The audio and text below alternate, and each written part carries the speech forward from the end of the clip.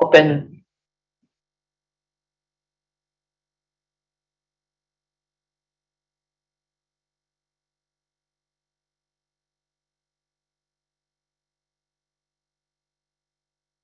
Alrighty, me too.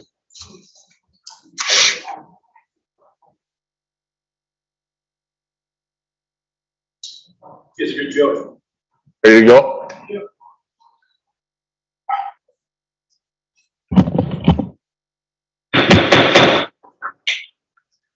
We'll call the Planning Commission meeting of July 22nd, 2022 to order. Roll call. Hannah here. Hannah here. Grillo here. Krasinski here. Warwick here. Guzikowski here. Seifert here. Hannah, oh, here. Sorry, Hannah here. Brings us to item 3, approval of the minutes from July 22nd, 2022. They should be included in your packet if anybody has any corrections, omissions, or anything. If not, I'll look for a motion. Seifert moves to approve the minutes of July 12th, 2022. Guzikowski will second. Roll call beginning with Commissioner Hannah. Hannah, aye. Grillo, aye. Krasinski, aye. Warwick, aye. Guzikowski, aye. Seifert, aye. Item 4, significant common council actions. Carrie. Council approved the following: an ordinance approving a rezone of the property at 1190 West Rawson Avenue from B3 Office and Professional Business and M1 Manufacturing to M1 Manufacturing. An ordinance to approve a rezone of the property at 7030 South 13th Street from B2 Community Business and B3 Office and Professional Business to B3 Office and Professional Business. A resolution approving a certified survey map submitted by Anil Yapuri for the properties at 9102, 9120, and 9140 South 27th Street was held per request by the applicant.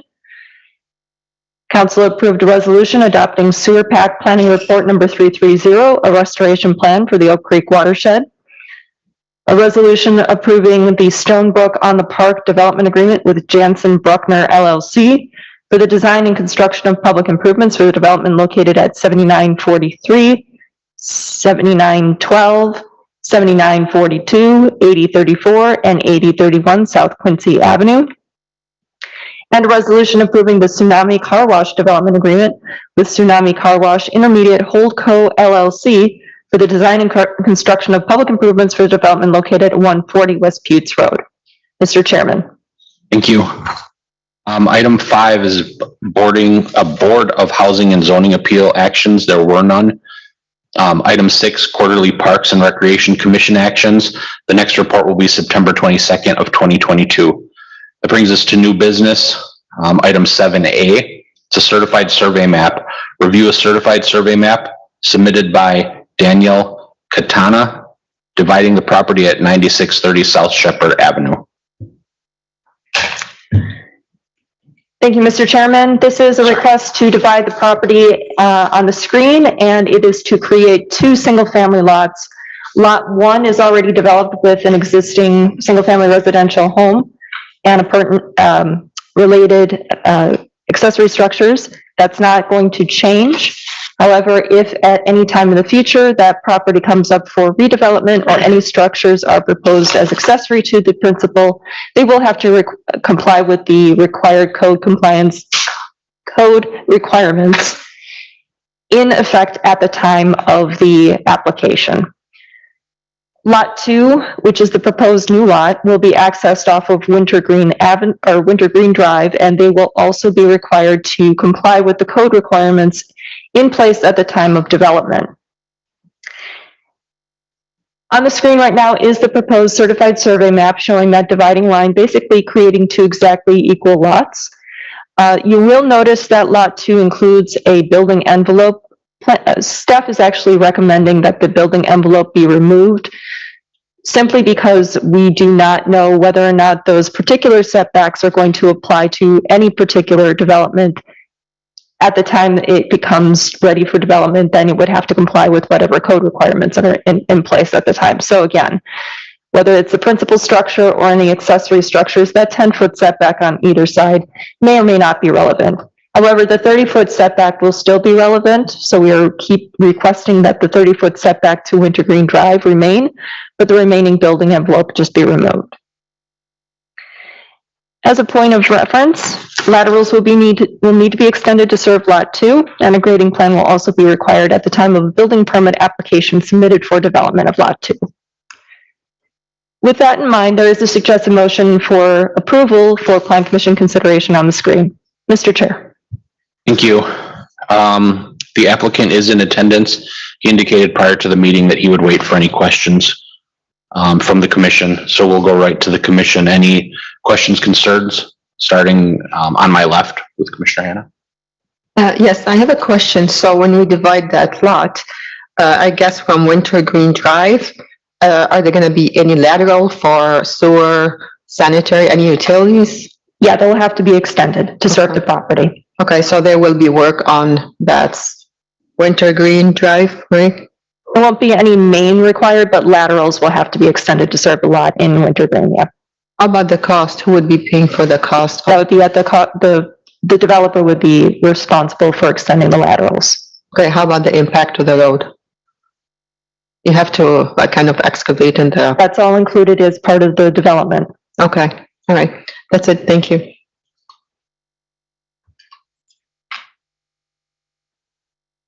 Questions, please? Nothing from engineering, thank you.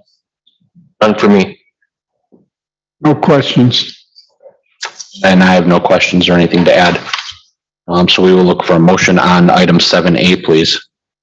Super moves that the planning commission recommends to the common council that the certified survey map submitted by Daniel Katona for the property at 9630 South Shepherd Avenue be approved with the following conditions. One, that map is revised to remove the building envelope and zoning district setback. The front setback of 30 feet shall remain on the map. That all technical corrections, including but not limited to spelling errors, minor coordinating, geometric corrections, and corrections required for compliance with the municipal code and Wisconsin statutes are made prior to recording. Kuzikowski will second. Roll call beginning with Commissioner Perillo. Perillo, aye. Kupczynski, aye. Lorik, aye. Kuzikowski, aye. Super aye. And I, That gets us to item 7B, plan review. Review site building and related plans submitted by Brianna Bradford, Pilot Travel Centers, for modifications to the exterior of the building at 2031 West Ryan Road. Carrie? Thank you, Mr. Chairman. This is for the Pilot Travel Center. This is the existing kind of gas station, truck stop, and related. There are various zoning districts that affect the property, but the part of the parcel that we are actually concerned with this evening is really just the building and the trash enclosure. So on the screen right now is kind of the existing site plan with one little caveat. It is missing some of the parking and the LNG addition that was approved in 2012. But it's not in the area that we're discussing this evening. Again, exterior modifications to the building, expansion of the existing trash enclosure. So this is what the proposed site plan is for that area. The trash enclosure is on the east side of the building. The expansion will go a little bit more east and south. The trash enclosure itself is proposed to be constructed with similar materials to the building. That's split face CMU in a color to match. And the gates are actually, I think they're 7 feet tall. They're the corrugated metal, so that was acceptable per code. There are 2 personnel gates that are proposed to be about 8 feet tall and about 3.5, a little bit more than that wide. And those are proposed to be chain link. Staff is recommending that approval, even though chain link is not an approved material for trash enclosure gates. And the reason that they're okay is because they're just for personnel access. So they're not for the main gate portion. Within the enclosure itself, there are a couple of items that may be of interest. Instead of traditional dumpsters, we are proposing to have a trash compactor and potentially a cardboard baler. Staff have no concerns for either one of those. However, we do have a concern for the proposed storage container. Outdoor storage is actually a conditional use in the B4 district, and because this is subject to historic planned unit development agreements, it may be prohibited altogether. Now, unfortunately, staff, in researching the historic PUD documents affecting this area, were unable to determine exactly which PUD or PUDs plural would apply, so we are just applying the code section here, and we're just recommending that that storage container be removed for right now. If in the future they do request that, it would at least require a conditional use permit if it would be allowed by the PUD at all.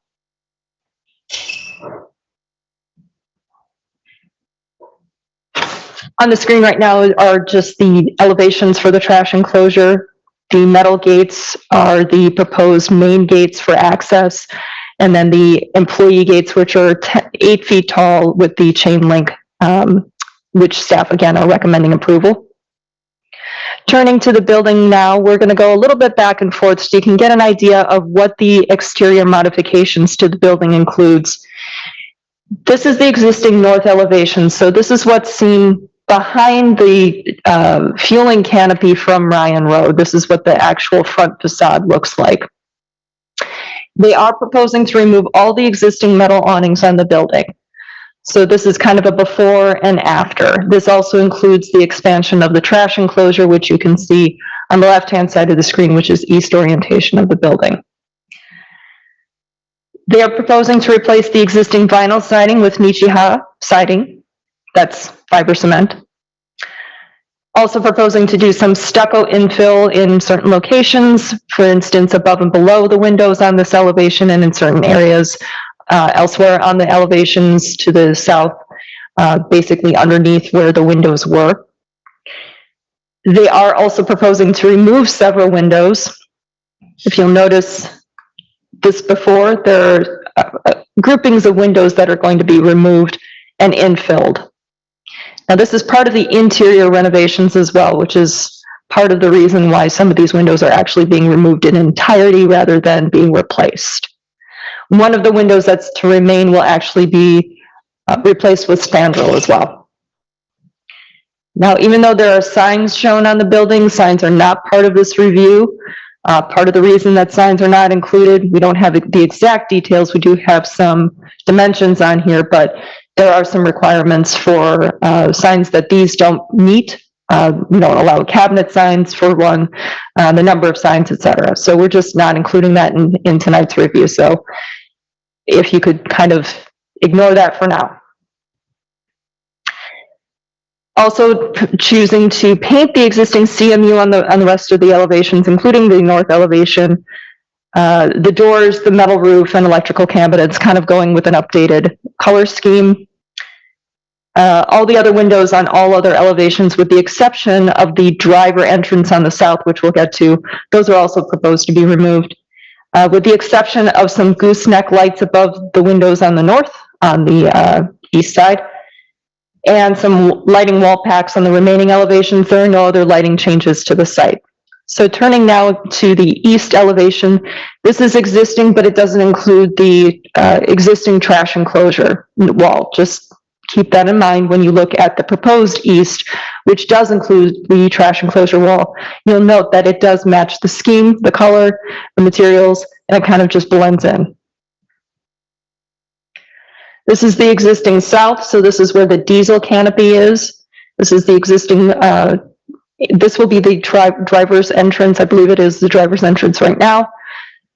And this is what it'll be proposed to look like. Now, those metal gates, again, are the south elevation of that trash enclosure. No signs at this point. Turning to the final elevation, the existing west, which kind of faces interior to the site, there's some landscaping that extends beyond the parking. And this is what the proposed west looks like. Essentially removing the metal awnings and painting and doing a little bit of infill, some work there. Included in your packets, but not included in the presentation, were some replacements to the rooftop mechanical units. They are proposed to be and appear to be pretty much screened by the existing roof element. Anything that would extend beyond that would have to be looked at and screened properly. But in terms of the location and what appears to be right now, it does appear that those replacement units will be screened as well. With that in mind, there is a suggested motion for Plan Commission consideration with a couple of conditions. Mr. Chairman. Thank you. We'll go right to commission, starting on my right with Commissioner Sieber. I have no questions at this time. Alderman Guzekowski, None here. Commissioner Kupczynski, No questions, thank you. Commissioner Carrillo, Oh, it looks really good. and Commissioner Hannah. Yes, actually, I do have a question. Can you go to the slide where you had the revised or the proposed elevation for the main entrance, where you have the pilot sign? Yes. On the left side, I see you have those windows, the light on the windows on the left side. On the right side, where you have subway and those signs, are there going to be any lighting on this end? It does not appear that there are any exterior wall pack lights or gooseneck lights on that side. There are no windows for them to be placed above them. Now, what this doesn't include are any of the parking lot lights that are already out there or the canopy lights. So as far as this elevation is concerned, no, the only decorative lighting are above the windows. Now, that entry canopy may also have some recessed lighting underneath it that's not reflected in here as well. Yeah, because maybe that's why I didn't consider the lot lighting versus the building one. It's going to be seem like it's lit on the left side versus the right side, especially if you have the subway sign and some other lights to kind of attract visitors that there is food there. That's pretty much all, but maybe it's not shown at this time yet. So there may be some additional illumination that's just not reflected in this particular elevation rendering.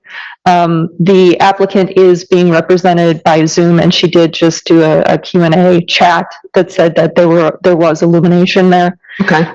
Again, keep in mind that there is a fueling canopy that is in front of the building that will provide additional spillover lighting. There's additional parking lot lighting. It's just not reflected on the building. Okay, great. Thanks. And I have nothing else to add, no questions. It'll be a nice upgrade, I think, when it's done.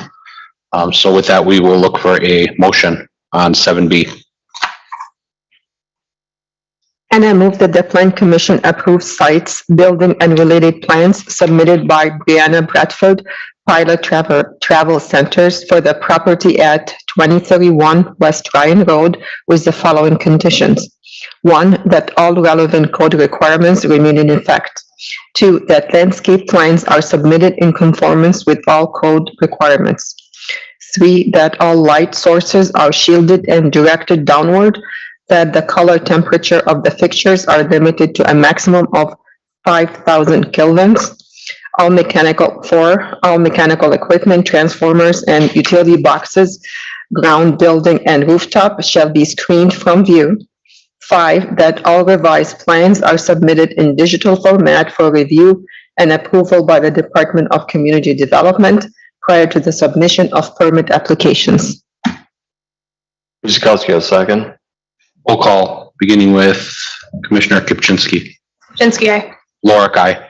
Guzekowski, aye. Seifert, aye. And I. Grillo, aye.